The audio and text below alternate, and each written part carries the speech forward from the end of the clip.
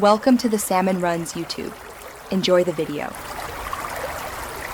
You begin by opening the interface and confirming the widget supports focus change events. This matters because not all widgets emit focus. Once you have DevTools active, locate the widget tree and the exact ID or selector for the element you want to change. Then, make the first change. Attach a minimal focus handler that logs focus in the console, so you can verify behavior before adding visual updates or state changes. Now implement the core logic.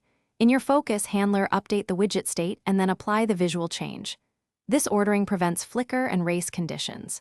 Make sure to debounce rapid focus shifts and to separate presentation from state so accessibility APIs read the correct status.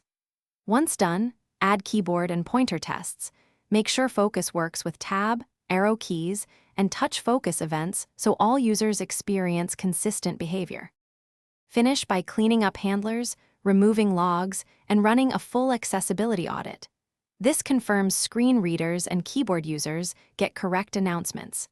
If a custom approach breaks in some environments, make sure you have a fallback that relies on native focus or area attributes.